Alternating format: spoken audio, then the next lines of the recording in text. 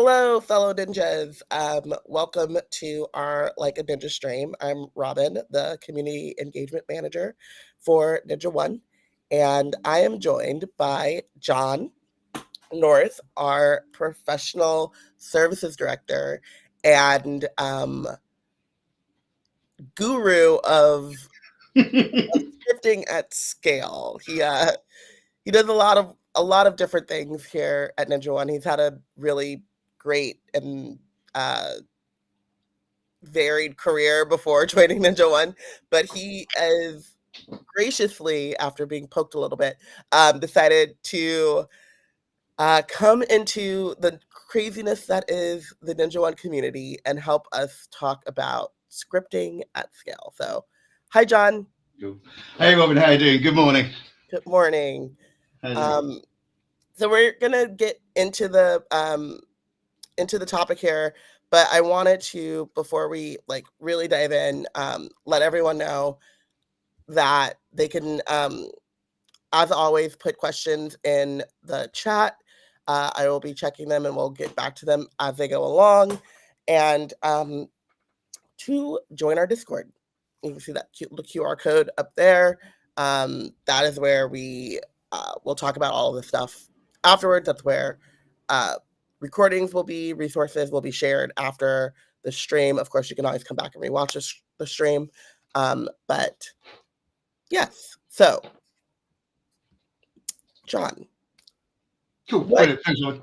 Okay, so good morning, everyone. Good afternoon, good evening, depending where you are. And thanks for joining our stream today on scripting at scale like a ninja. My name is John North. As Robin said, I'm the Professional Services Director here at Ninja. I joined last September. So, God, wow, coming on for a year now. That's flown. That's not like that. I wrote the Certified Automation Specialist course for those of you who've been through that.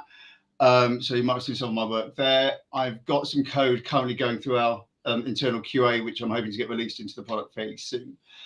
Prior to joining Ninja, I was at another endpoint management solution called Tanium, which is more sort of in the enterprise space. I rewrote their custom scripting course, and off the back of that, I was at their flagship conference doing labs on scripting in 2022 and 23. But I also wrote code for that product, which currently now runs on tens of millions of endpoints globally across Windows, Mac, and Linux. I also did numerous sort of bespoke one-off custom requirements for different enterprise customers, each of which had several 100,000 machines. So that's going to be hitting millions as well. Prior to that, I was at Datto, solely focused on Datto RMM. Again, very heavily scripting. I did a bunch of webinars on that. I wrote code for that product, which, I left there in 2021. So that's on literally millions of endpoints as well. So, yeah, I've been around the block a little bit, as you can tell. I've scripted at scale for years. So hopefully I'll be able to give you some ideas that you can take away and start implementing yourselves. So I'm going to start with a brief introduction into scripting and scripting at scale and whether to even do it or not. And what that looks like. And then on the basis that you are going to code something, things to bear in mind when you're developing it, for when you're testing it, because it works on my machine, isn't going to cut it when you're running it on 20,000 devices. And then finally for deployment and how you deploy and what you're going to use to deploy, that kind of thing. A very brief demo. There's a lot of conceptual stuff and theoretical stuff in this session, so it's quite heavy, so apologies for that. But I just want to give you an example of the sort of stuff we do within Ninja to sort of show you how we use some of these ideas and some of these concepts when we build code ourselves. A little quiz. It's just a bit of fun. There's 6 questions, just to sort of break up the heaviness a little bit. I say we'll close out with questions, but I was chatting to Robin before we started. I'm not a big believer in presenting at people. That's not my style. So if you have got questions, as you said, put them in the chat, put them in the Q&A. And if we want to interrupt what I'm doing to go through them, that's absolutely fine. So brief introduction. Scripting often beats manual work. So you've got something to do. It's fairly mundane. It's a bit time consuming, pretty boring. The fact you're doing it manually means by definition, it's to a greater or lesser extent prone to human error. So throwing code at stuff like that is often a good idea. And when you're doing the same manual work over and over again, scripting at scale usually beats that. If you can do it once and you can build a model for it, then you can define it, you can script it.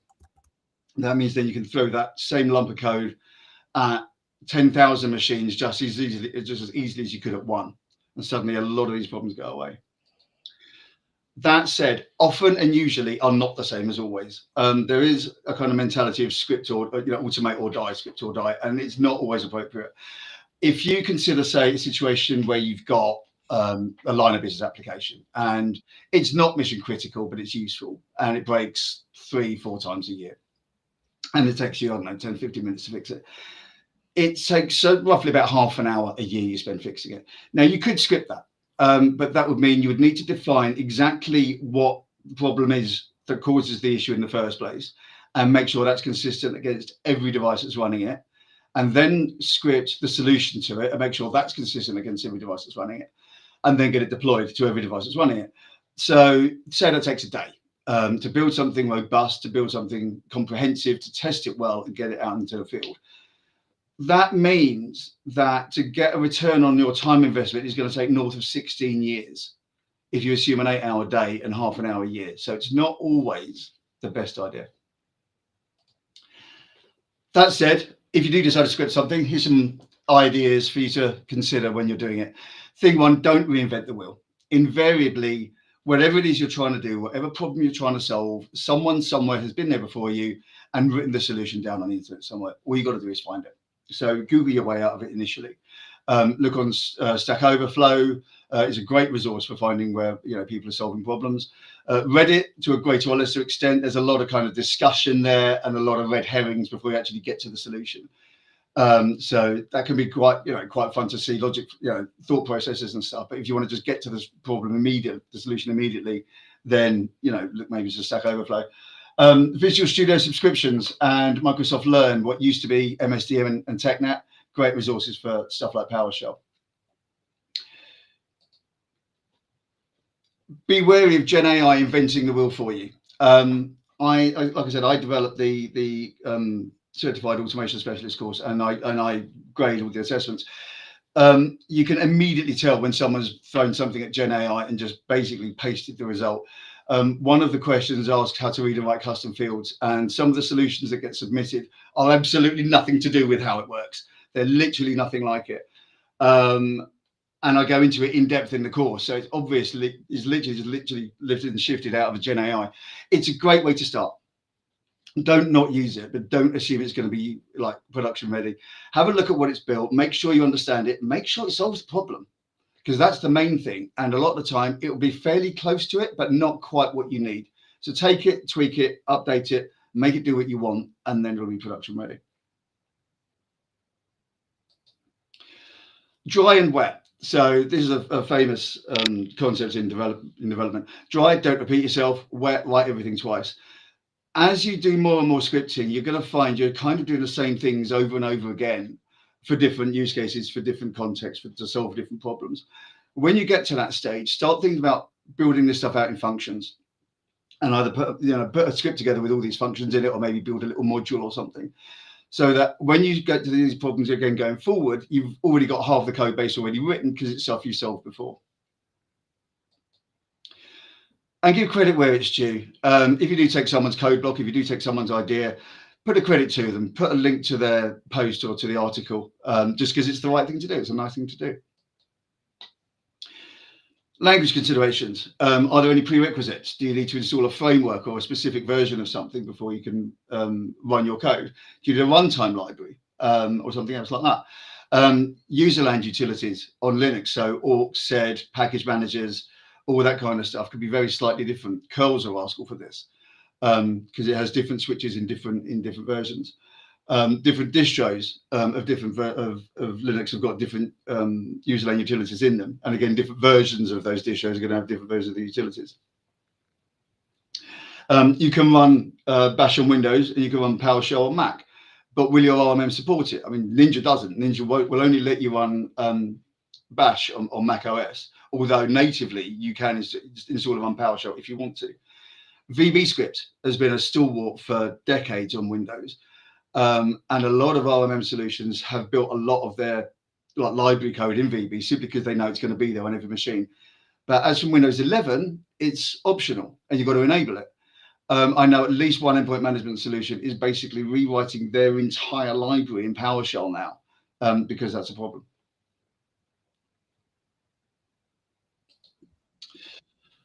Think about the scope of the endpoints that you're writing your code for. What does that mean? Different versions and different editions of the operating system. So Windows 10 and 11 major versions, 22H2, 23H1, 23H2, etc. Windows Server, standard versus data center versus core versus desktop, what's it called? Desktop experience, all those sort of things. Make sure that what you're doing is going to work on what you want it to work on. We've touched on the programming language, but what about regional language? So if you've built something in an English machine, is it going to work on a French one? Classic example here is the usernames, as you can see here, for administrator and for the NT Authority system account are different on different languages. In this case, if you need to refer to an administrator account, use the SID, the security identifier, because that's always consistent and universal, no matter what version of Windows you're running on, what region of Windows you're running on. Date formats, again, day, month, year versus month, day, year. Can be very tricky when the month is one of the first 7, because then day and month are almost interchangeable. And you don't know whether you're talking about, say, the 4th of July or the 7th of April, basically looking at what that date format is. User context. By default, you'll be running under the system account on Windows, or the root account, UID 0 on Mac and Linux, but you don't necessarily have to. You can run as the logged in user. You can run on Windows at least as the preferred domain admin account, preferred local admin account. But what does that look like? The system account, for instance, won't be able to access anything in the user profile. So if you're referring to a network drive or a domain resource, the local system account won't have access to it, that kind of thing. But equally, if you're doing stuff under the user account, then you shouldn't, at least, be able to do system level stuff. So you shouldn't be able to install applications because the users shouldn't be elevated. Running under the system account is both a blessing and a curse. The good thing about it is that you can do anything. You can install applications, you can write to HKey local machine, you can write to any area of the file system you want. Same with root and UID 0 on Mac and Linux. The bad thing about it is that you can do anything. So you can arbitrarily delete half the kernel in like one line of code. And when you deploy that to 100,000 machines, that's going to make for a really, really bad day at work. So be very careful what you're doing. Talking of the user context, interaction is something to bear in mind. Certainly if you're like installing an application and you're doing it under the system account, you haven't got a window there. You can't see anything. So if it says, welcome to installing whatever, click next to continue, you can't because it's not there to click on. So you need to install things non-interactively and silently. And what happens if you don't? It's going to either time out or it's going to fail and time out. You can't see any dialog boxes. You can't see any error messages. You can't see anything. So, you need to be a little bit careful with what you're doing and trap stuff. We'll come on to that in a minute. Output and logging, talking of interaction, if you can't see the output of what you're doing, then how, in the console, then, you need to output it some other way or get that output some other way so you can analyze it, make sure the code did what you think it should do, that the result is what you expected it to do. Put useful stuff in the output so that you can see exactly what you're doing. It's usually better to write too much than too little, at least when you're scripting. When you're writing the code, it's often a good idea to put the values of variables that you're using throughout the output so that you can see what they are before when it's finished doing one thing and going on to the next thing, so that the values are correct at each point. So if they're not, you can trace exactly where that failure happened. Depending on what you're using to deploy your scripts, can you even see the output? I know some of them don't let you. We'll be talking more about this in a minute when we look at deployment. But for instance, there's one RMM solution I know that if you have any error at all in your script, it will only give you the standard error stream. So if you've run like 50 lines of code and they've all been fine and it's done one thing and failed, you'll only see the one failed thing and you won't see anything else that it's done. Hey, John, before we keep going, I just wanted to point out Greg M in the chat had a I think an interesting kind of formula for scripting, and he says he usually considers how long does it take to do manually, multiplied by how frequently it needs to be done in 3 years, and that will give him a budget of time. And if he can automate it in less than that, he'll go for it. If it takes him longer than that, then he'll just make sure it's a documented solution.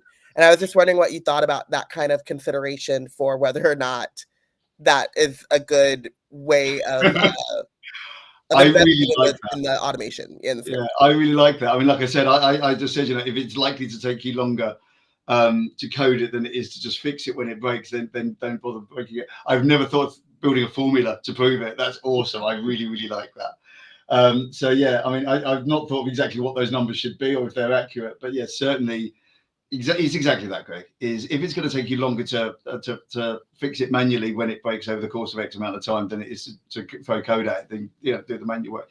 The only caveat to that is I would add an element of impact. So I said specifically in my example that it was a non-mission critical application. It's a bit annoying when it breaks, but it's not the end of the world.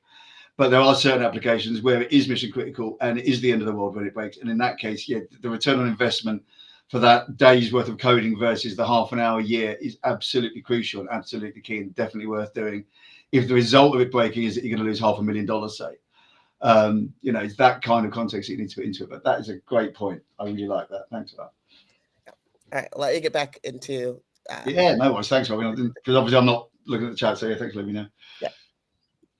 Awesome. So performance, both on the endpoint and on the script.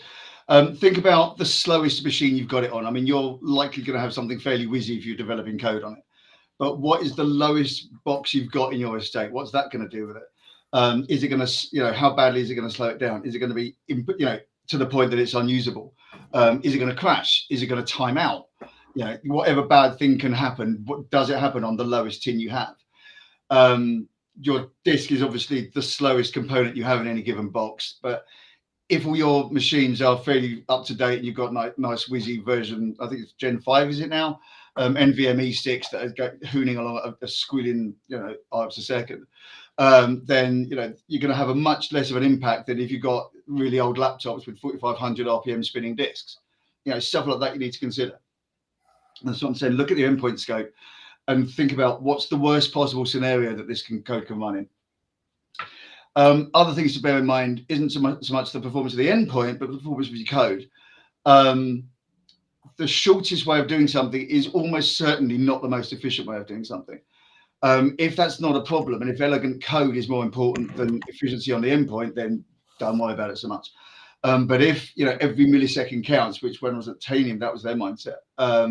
So I learned a lot there from writing very efficient code from a performance point of view. You could write 10 lines of code to do something that you could also do in one, but doing it in the 10 lines is much, much, much, much quicker. One of my favorite examples is this plus equals on large arrays. You see this everywhere. Plus equals essentially lets you take whatever element you're working on and add it to the array you've got. Okay. And everyone does it, right? I've seen it in, over and over again, and it works and it's great. And as a quick way of doing something, it's a quick way of doing something. But when your arrays get really big, you're looking at like hundreds of thousands or millions of elements. As soon as you do a plus equals, it's going to start really slowing down, and especially if you've got it in a loop. Because what actually happens is it takes the entire array into memory, it adds the bit you want to add, and then streams it back out again. And when you're doing that on a million elements over and over and over again, it gets really, really slow. In PowerShell, there's a model called a generic list, like a collection. And you build up this list of objects, and then you've got a method on that, which is just like .add, and you literally add it to the end of the array, and it's a much, much more efficient way of doing it. But it's quite ugly code. It's quite difficult to understand, but it's just so much quicker. Simpler examples: piping to out null is about 40 times slower than redirecting to $null. Again, you do that in a loop 10,000 times, and you're going to notice it. If you do it once, it doesn't matter. Right? No one's going to notice probably about 4 or 5 milliseconds, but you do that 100,000 times, and you're going to feel it. Get date is 20 times faster than the equivalent WMI lookup. Little things like that. There's a bunch of different ways of doing the same thing, and there's a bunch of ways of doing them efficiently. A really good idea here is to put whatever you're working on in a command called measure command. And it does exactly what it says on the tin. It's measure command, curly brace, code, curly brace. Now that code can be one command, it can be a code block, it can be a loop, it can be the entire script. One thing I like to do when I've finished building something is to put the whole thing into one huge measure command command and just see how long it took. Do that a few times and make sure it's fairly consistent. If it's quite slow, look at ways of optimizing it. If it's acceptable, I'll leave it. You know. Readability, really, really important. You're not likely to be the only person that works on your code. I mean, if you're working in a one-man band and it's your band, then this probably doesn't apply so much. But it's certainly if you're working in any kind of larger MSP or in enterprise, someone somewhere is going to come in behind you and try and understand what you've done. Right? Make it easy. Comment liberally. All right. Always put a reasonable comment block at the start of your code, just explaining what it is, what it does, what it's for, what the use case is. Variables, what the variable values need to be, what they represent. Don't use aliases. Not in production anyway. Aliases are the bane of anyone who's ever tried to read someone else's code. Let me find my little example here, right? These do the same thing, right? But this section here is much easier to understand than this section here, right? If you had like 1,000 lines of code that looked a bit like this, it'd be really, really hard to understand. It'd get very boring and very frustrating very quickly. So don't do that to other people. Avoid long lines if possible. Now, I know there's repositories online or forums online. Certainly, Stack Overflow is a rascal for this, where there's a kind of a race to make as much code as possible in one line, and you say, I've got it in a one. It's initially it says it does it in 4 or 5 lines. You maybe declare a variable or two, and you inject them into various commands as you go down. At the end, you get your result. And about 4 or 5 posts down, you'll have someone say, I can do this in one line, and it looks like this. And you read it, you're like, what have you even done? And you can, as you start going through it, you can see they've taken bits of each of these other lines and injected them in various different places. And it is one line, and it is quote unquote elegant. But when you're coming in behind it and trying to work out what's happening, it's really hard to do.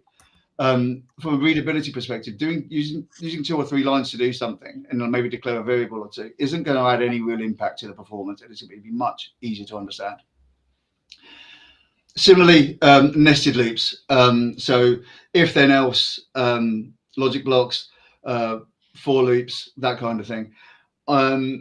The bigger the nest, the harder it is to understand. If then, if then, if then, if then, if then else. If then, if then, if then. The worst example I saw of this was a while ago. And I think it was something like 22 or 23 levels of if then. And, liberally peppered with else statements. And you had to work out which else statement corresponded to which if loop. I eventually found a little extension for VS Code, which I can share with you. That wherever you click in the code, it will highlight the block it corresponds to. So if you click on an else statement, it will highlight where the if starts, which is really useful for trying to work that out. But it's really hard to understand. So don't do that if you can avoid it. Hard coding piles. The infamous, well, it works on my machine. Okay, great. But if you've got 100,000 of these machines, I guarantee you they're not all going to look like yours. Simple examples. So using C users instead of the user profile path, or using C windows instead of window, and program data, that kind of thing. Certainly when you come to like 32 versus 64-bit machines, you can't assume, unless you know, certainly if you've got older tin that's 32-bit, that program files x86 is going to even exist. Whereas if you use the environment variable, then you're going to guarantee to go to the right place. Backup destructive changes. So every change you make, do something so that you can back it out. If you make a change to a registry value or added a registry key, if you install a thing, if you tweak a configuration file, if you drop something on the desktop, whatever it is, check if it already exists, and if it does, make a copy. Okay, so that if you do need to back it out, you can do, rather than trying to work out what it was, or restoring stuff from backups, or whatever bad thing you might get yourself involved in. And then finally, error trapping. You are going to make mistakes, and not every command is going to work as you expect on every machine. make them useful. Put everything in try catches on PowerShell. For Bash and Shell, you've got double pipe for on fail continue, or double ampersand for on success continue, so you can track if things are working out that way. And you've got $? On Bash for the last exit code, and I think it's just $last exit code on PowerShell, isn't it? And make sure each command is exiting as you expect it to. Make your errors useful, make your output useful. An error has occurred, could be literally anything. What failed, how did it fail? Which segues nicely into this. Scripting at scale can mean trashing endpoints at scale. I was quite flippantly mentioned this earlier, but you have the power to easily trash your entire estate in one line of code. One line of code at 100,000 machines to wipe out the kernel or wipe out system 32, and that's it. Your business is dead. Be very, very careful, and be very careful who's got access to write this stuff and deploy it. From a testing perspective, test initially on the machines you expect it to run on. So something probably fairly high spec, similar to the machine you're running it, that you built it on. So just so you can ensure that the code works as intended on the intended tin.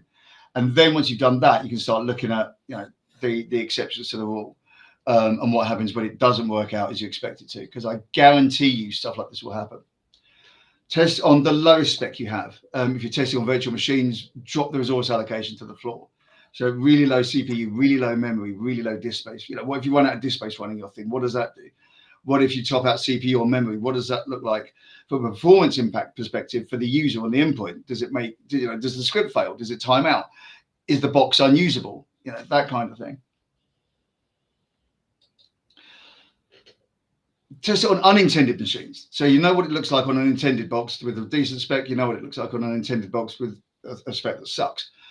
What about if you run it on the wrong operating system, or the wrong edition, or the wrong version of the operating system? If you run it on, if it's a script designed for Red Hat, what happens if you run it on Fedora? If it's a script for Windows 10, what happens when you run it on Server 16? That kind of thing.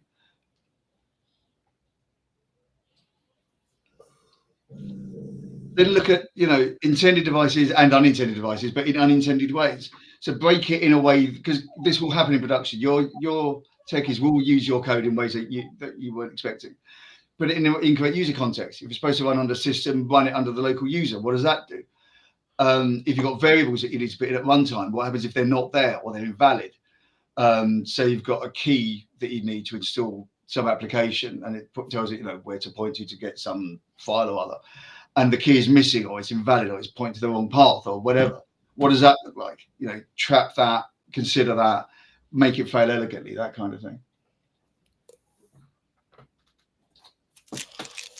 Expect the unexpected, because there will always be an edge case, no matter how comprehensive your testing is, no matter how good you, how much time you spent on this and how deeply and comprehensively you tested yourself, something will happen that you didn't foresee. Okay, my favorite example of this was with a previous company, which I've mentioned before. I was doing a bunch of stuff on Active Directory and group policy. And one of the things my thing had to do was, like, on it's been one of the second or third time, was delete the GPO that it created last time. And we initially released it where it just said, remove GPO, name, whatever, right? And it was fine, right? All the testing was fine. We didn't see any failures. About a month after it got released, we had this one customer phone up and say, it's not deleting the GPO. I'm like, okay. And support had been through it, had gone through third line, blah. So I got in session with them. Turns out they had, I think it was 2 or 3 GPOs with exactly the same name. And my thing was doing it by name. I didn't know which of them to delete. I was like, but that's impossible. You can't have more than one GPO with the same name. But yet here it was. I was literally looking at it. So like, okay, so we need to do this a scenic route. So what I ended up doing was getting the entire GPO list, iterating it with the name to get a list of GPOs with that name, and then deleting each of them by ID. Now, on 99% of all endpoints it was run on, that list would be one element, right? But on those edge cases, on that one guy, there were 2 or 3 of them, right? It looks massively over-engineered, but it fixed that problem. when you're doing stuff on the network. DNS, as I'm sure you know, has a quite unique way of breaking things in truly spectacular ways that no one could have ever foreseen. And usually is the root cause of all sorts of randomness. So watch out for stuff like that. There will be environmental factors that you've either not considered or that just didn't come up in your testing that when you get it out in the field are going to hit it. So watch out. Then look at how you're going to deploy your scripting. So you've built this thing, you've tested it, it's looking pretty good. So now we're going to deploy it to 20,000 devices or 5 million or whatever. Things to watch out for.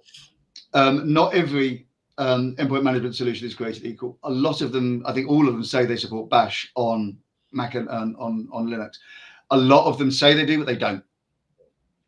There's one of them I worked with recently, a while ago, where throughout the documentation they were talking about Bash. And when I did some testing on it, it turns out everything was running shell.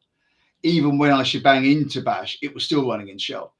The problem with that is, I don't know how well you know Linux coding, but there's what they call Bashisms, which is basically certain levels of syntax or certain ways of declaring different commands that will only work in Bash and don't work in shell. So if you do stuff with these Bashisms, then although it said it was running in Bash, it will fail. And you're saying, well, that should be fine. It's working on all the other machines running Bash. Why does it run this? And that's the reason.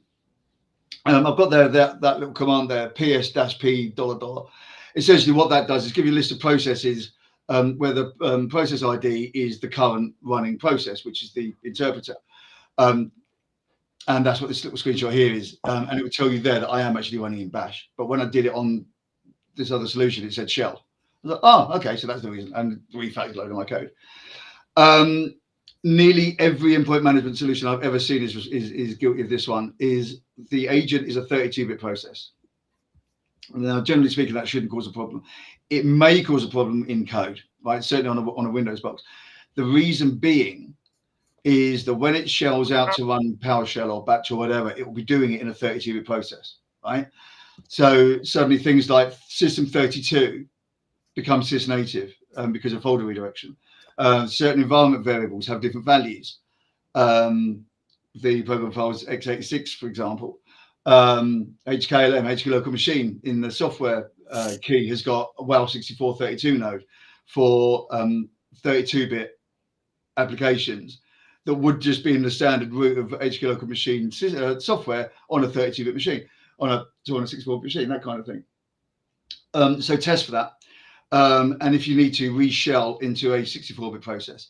Now for Ninja, we automatically do that for you on PowerShell. So it'll test the architecture. It says, I'm a 64-bit box. Yes, I am. Reshell to 64-bit PowerShell process. And then run the code in that. We don't do that for Batch, and we don't do that for VB, and we don't do that for JavaScript in C script. So you'll need to reshell those yourself if you're doing that. Technician role-based access control, RBAC. If your solution supports it, Ninja obviously does. Really, really useful if you're building code that could potentially be destructive, or that your level 3 guys only should be able to see, and you don't want your level 1, level 2 guys running it. Then you can RBAC it out so they can't even see this stuff. So you can say, if you're level 3 technicians, they can see this load of code, and if you're level 2 technicians, they can see this other load of code. And if you're level 1 technician, they see this kind of code, and they can't run code that is inappropriate for them at their level. Stuff like that. Bandwidth utilization across the network, particularly poignant when you're chunking large lumps of code or lumps of data around. If you're installing an application from a particular network resource, say, and you're moving all this data around at the same time across the network. Think about throttling it. Curl will allow you to do throttling in Mac and Linux. Bits, you can transfer stuff in bits on Windows, and again, you can throttle it. So you can ensure that you don't cause blockage and outages on the network. Deploying tranches. It's great that you've done some testing, and it's great that it works on 5, 10 arbitrary machines. But that's not representative of the entire estate. It might be representative, to a level, and it's very good that you're doing it. It's better than not doing it, but it's not every box in your estate. So be very careful when you come to actually deployment, especially at scale. Start with 5. And if it works on 5, then do 10, and then do 20, then do 50, then 100, then 500, then 1,000. As you get bigger and bigger and bigger in these chunks, you can be more and more confident that things won't happen or bad things won't happen based on the fact that it hasn't yet. And if it does, you've got it contained and you can manage it much, much better than if you immediately deployed it to like 100,000. Which leads me nicely onto concurrency storms, right? AKA self-DDoS, distributed denial of service. If you imagine a situation where you've got a network resource with a file on it, right? And 100,000 machines all try to access it simultaneously, that resource is likely to go down. You're essentially going to DDoS yourself. Okay, so watch out for that. Before I go into the product and show you some stuff, what questions do we have?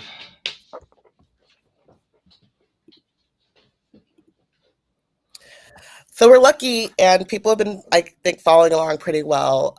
Robert, our resident troublemaker, is wondering when we're getting options to do versioning on scripts within Ninja. I will check with the product team and get an answer for you, but I don't think John is the person to give us any timelines there.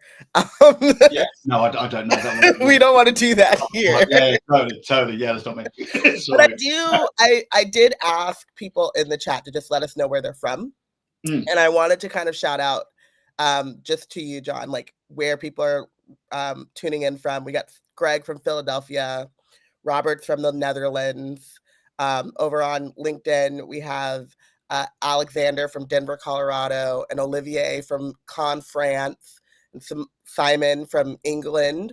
So this is a topic that people from all over, but still in IT, are very interested in.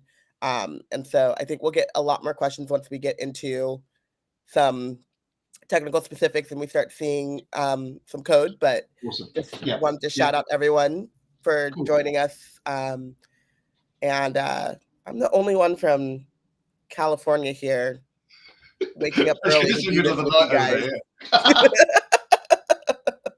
Yeah, absolutely. My fellow Californian West Coasters are going to catch it on demand.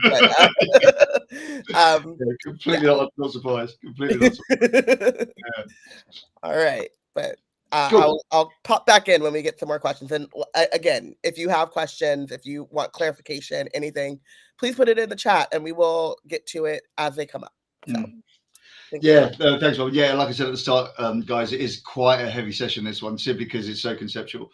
That said, I am going to drop into the product quickly. That, guys, bring that over here. I should be able to. Can you see my screen okay? Yes. Yeah, awesome. I just want to make sure I didn't just share the deck. Cool. Okay, so this is the template library, which I'm sure you've all seen before. It doesn't really matter which of these I go into because they're all very similar insofar as the points I want to show you. Obviously, they do completely different things. I don't think they're similar, from a feature perspective.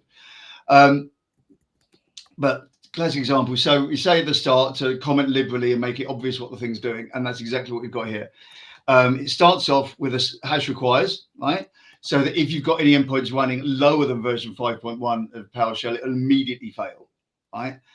Because obviously some of the code, I have no idea what this code is, but some of this will only be available on version 5.1 or above of PowerShell, right? So we immediately break anything that's lower than that, okay? Comment block starts here, right? So it's the synopsis and a description, what it does, how it does it, an example of the output, an example of the variable values, all that kind of stuff. So if I, as one who's never seen this code before, I now know exactly what it does, exactly how it does it, and exactly what the output looks like when it's run, right? Architecture notes, so it needs to run at least server 2016, right?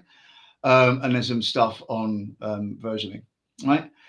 Then we've got some nice elegant little functions right at the start, this is what I said to you before, right? So as you start building out code for different use cases and different scenarios and solving different problems, you're going to find stuff like setting a custom field is going to be fairly standard in everything you, or in a lot of stuff you do. Testing whether you're elevated or not is going to be something fairly standard. So stuff like this, right, is useful to build out a library of functions for. Or like I said, if you want to build a little module, do it that way. You can do that. But the point is, it means that when you get these issues and you get these problems to solve again. You don't have to then rework how to build how to set a custom field again, or how to check if you're running elevated under with local admin rights. You've already got code to do it. You literally just dump it in or import a module. Okay, nice, easy to read. You'll see the variables have got meaningful names. We've got not a single alias anywhere. It's all really easy to understand. Got a bit of piping going on there, just because that's how we're managing that object across there. Each different area of each nest is in a new line. There's one there. I'll have to make a note of that. That's shorthand for dash not. But yeah, I mean, you get the gist though. It's really easy to understand. It's really easy to see the flow. It's all been nicely indented, so you can see where these start and stop. And I don't know if you can notice here, but as I click into one of these, it highlights the block. I was saying earlier, I've got a little extension for VS Code to do this. Ninja does it for you automatically. So if we can just about make that one out there. If I go into this else block, you can see it's highlighted there. If I click, it's quite hard to see. I don't know if this is coming across on the stream. But if I go into the next one down, there you can see that pretty easier. Go to that one, you can see that there. Exit code 0, right? That will cause it to fail. Exit code, will cause the not failed, that'll come out as success. Whereas exit 1, right, will be not success. So that'll come out as a fail. And you'll see the last thing it writes is an error, right? Because the first thing we do here is we test if we're running with admin rights. And if we're not, then it immediately fails. It could run through the script and try and do a bunch of stuff and all of it will fail, right? Is a thing you could do. And that would be fine. It'll say, yeah, can't do this, can't do this, can't do this, can't do this. But it's a complete waste of time, a complete waste of compute resource to try and do something that is going to fail immediately by doing this one test at the start. So that's what we do, right? How quickly can this break? Oh, it can break by not having admin rights. Okay, instantly stop. You see little things like that. Then we should request a filter. I mean, this is like hundreds of lines of code. I don't want to go too deeply into this. The point is, here's another example: using a switch command instead of multiple if then. Else if else, because a switch command is essentially if you're something, then do something else. If else, if else, if else, if else. Switch is a much more elegant way of doing exactly the same thing and a much easier to understand way.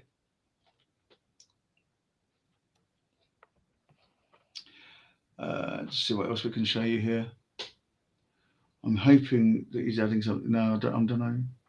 So I'm just trying to find one where we're adding stuff to an array, so you can see what I was talking about, but that isn't on this one. But I'm happy to share that separately. We do have a quick question, John, from Olivier, who wondered, what's your opinion on using PowerShell external libraries in code? What do you mean by external libraries? What do you mean, like modules? I believe so, yeah. Yeah, that's fine. I mean, I've written stuff that uses that. It depends what you mean by external and how external actually is. I'm building something at the moment that works with Active Directory and group policy, right? And it tests that they exist on the box. That is to say, if you're not a domain controller, you've got RSAT installed, and then it imports them, and then it does stuff with that. But they're modules that have been installed on the machine already, okay? I'm very wary. This comes back to what I said earlier about making changes to boxes and to being able to back them out. Is if you install a module on an endpoint because you need to import it in order to do something, then that is a permanent change to that endpoint. Whether or not you ever import that module again, it's still installed on that endpoint until you uninstall it. Okay. One thing I like to do when I've been in this situation before, because invariably the module you want to import will have. Well, I don't know your use case. I don't know the environment, the situation, so I can't talk to this. But from when I've done this previously, it's because I wanted one particular function out of a module, out of a whole bunch of them, and because it's open source, because it's free, because it's available, and you could just read it. I'll grab the function I want and literally just copy and paste it directly into my code, so I don't need to install or import anything. And then I'll put exactly what I said earlier is I'll put a credit to whoever the guy was that wrote it. I'll put a link to the URL I downloaded it from, and his website or whatever. As a way to tip my hat to the guy. But it means I don't need to install or import anything, and the functionality I need is still available. So this is something that brings to mind, like, for example, the automation library in Ninja has been tested by internally with Ninja, right? And so Yes. we kind of vouch for those scripts that we're providing. However, there is a large number of, like, in our Discord, in our dojo forum, people sharing scripts, same GitHub, things like that. So you're saying, instead of just, I mean, it kind of goes back to the testing too, make sure that you're testing it, make sure that you're stress testing these things before you import them. But instead of just importing or just using those libraries or externally, take what you need, test it, and then put it in the code that you have. So that Exactly. also, because I think it doesn't open you up for, like, if someone makes changes, correct? Yes, and well, yeah, absolutely. So obviously, if they've made a change to their, because this is a knowledge source, that one. That's a great question, Robin. So if someone's updated a module that you're using, right, and you import it, and they change something that breaks what you've written, then you're going to need to either rewrite what you've written or use a different version of the module that you had to start with, right, like the one you had before. If they're making changes and you've directly copied the bit that you wanted into your script, then their changes are completely irrelevant to you because it won't impact your code. The flip side of that, of course, is that they might make changes that make the same thing much more efficient or much more elegant, and you're not taking advantage of that because you've got a previous version that wasn't that elegant and that wasn't that efficient. So, you're damned if you do and you're damned if you don't, really. All I would suggest, really, is certainly if you're using like external modules and you're importing them each time and installing them each time, is to ensure, maybe do a version control thing on it to ensure if there is version control on what you've got, or just, essentially keep an eye on it and make sure that there aren't any breaking changes. We have one more question, and then I'll let you get back into it. But Connor is asking, when scripting in Ninja, is write host recommended, or using output stream specific error, information, warning, etc. better? That depends on what the output is. So yeah, absolutely. I would put warnings and errors into standard error, and standard out on a normal, working output with successful output to standard out. For Ninja, we put the standard output and standard error streams in one output, and you can see the whole thing going through. So irrespective of which stream it goes into, you'll always see it in the right place at the right time. I think I mentioned this before, there was one RMM solution I was working with a while ago, where if you've got one error, irrespective of anything else it may have done successfully, you'll only get the standard error stream.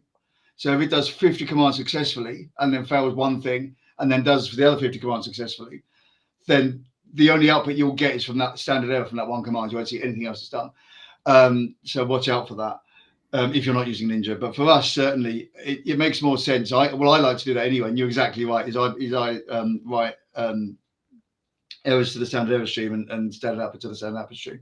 Well, that's a great question. Okay, one more, and then we'll get back into it. But keep these coming, guys. Oh, never mind. Mark, our scripting guru, answered it. But Walker asked, if a script needs to run very frequently, updating a custom field, and it floods the activity log, could using compound conditions or a condition be a workaround to reduce this? So say that again? Answered that. So if a script needs to run very frequently, and it floods the activity log, could a way of like stopping that activity log flooding be to use a condition or a compound condition as a way to reduce that that need to run as frequently? Mark, our scripting guru, answered that you can run a script more frequently, or a condition. You can use a condition to run it more frequently. So yeah, exactly. You'll only get output from conditions from the result when you're running stuff as a result. So yeah, it's a great way to suppress that. So yeah, thanks for taking it. I didn't see that coming. Awesome. Yeah. All right, back to it. Yeah, so we've got this little quiz we built, Robin, but we've only got 9 minutes to go. Should we go ahead with it, do you think, or do you think we're running out of time? Let's do it. Let's see if they stick with us. Okay, let's go super quick. Okay, so if you go to kahoot.it and type in that game pin 120179, hopefully we can get this done super quickly. There's 6 questions in here, so we should just about have enough time for this. I'm hoping.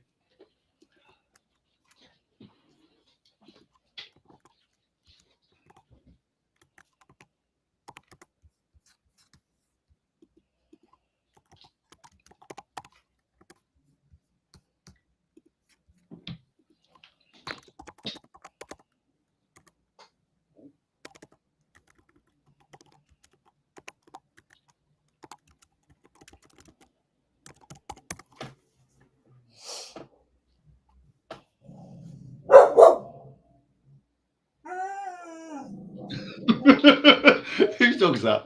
Oh, that's my dog, of course. Yeah, Oh, she did so well until the end. Awesome. That is awesome.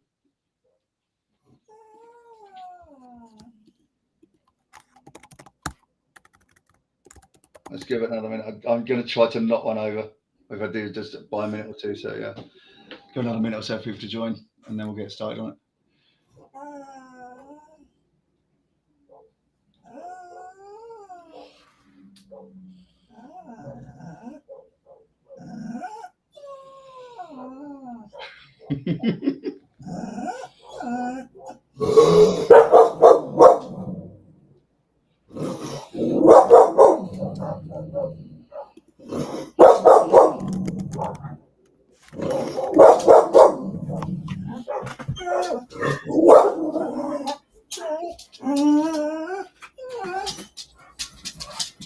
You're kicking my dog off.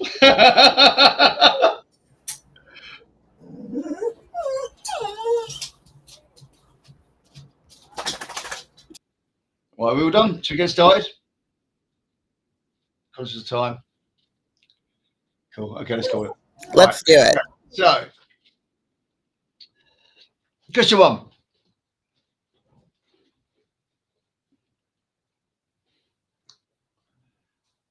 True or false? Scripting is always the best way to solve a problem.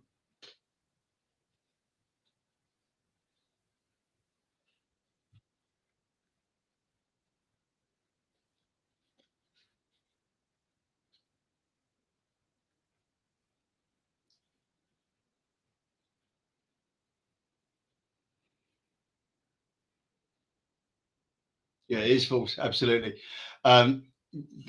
It's often the right way to solve a problem, but not always the best way. I saw there's only 2 responses to that question come in. So yeah, when the question is asked, tap on your phone according to which answer you want to provide. One of these is multiple select as well. It's not just one multi-choice.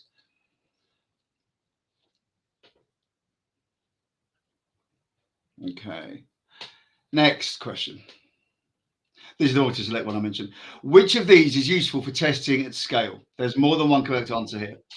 Testing on an unintended operating system, testing on a low-spec endpoint, testing in dark mode, or testing on an intended operating system.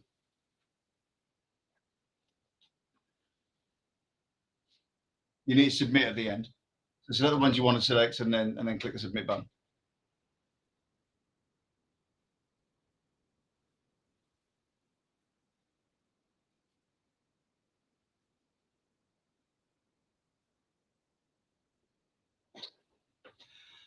It's actually, yes. So the only one that was wrong there was testing in dark mode.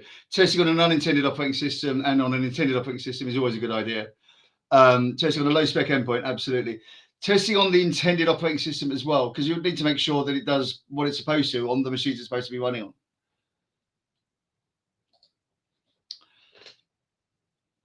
Makes it, things starting hot up a little bit now. Okay, next question. What is a concurrency storm? Is it a weather phenomenon where money falls out of the sky? Multiple endpoints hitting different resources at the same time? Multiple endpoints hitting the same resource at the same time? Or multiple endpoints hitting the same resource at different times?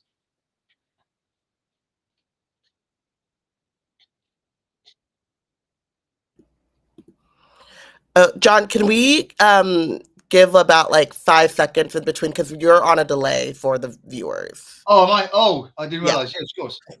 So let's give a little bit of extra time so that they can see the question. Yeah, totally. That's fine. Sorry about that, guys. Yeah, so yeah, it's multiple endpoints hitting the same resource at the same time. Like I say, if you've got a network share with a file on it and 100,000 machines all try to get to it at the same time, it's likely to take it down.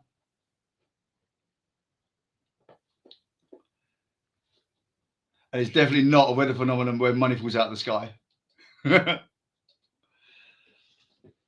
Okay, Rambles is on fire with a streak of 3. Congratulations. Okay, code generated by AI is always good enough for production. True or false?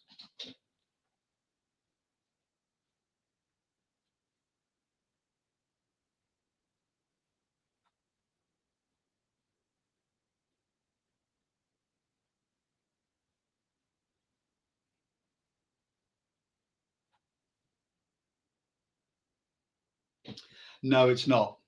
It's not. It's a great starting point, but invariably there'll be some issues with it. I think I saw somewhere recently that said that Reddit is actually a much higher, highly used source for AI than places like Stack Overflow, which is probably why it hallucinates so badly.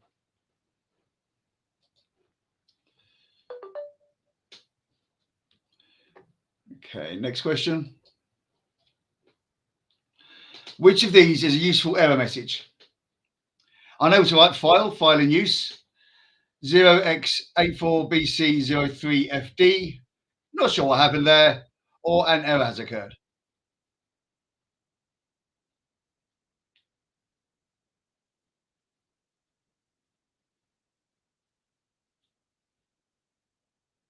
Yeah, absolutely. Unable to write file. An error has occurred is better than not giving you any output at all, but it's really, really vague. It could be absolutely anything.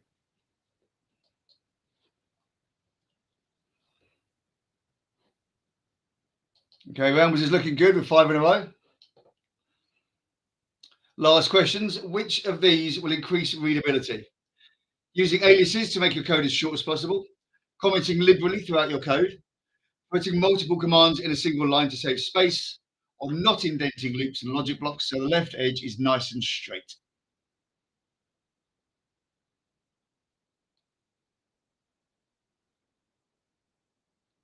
Yeah, commenting liberally throughout your code. Absolutely the right thing to do. Yeah.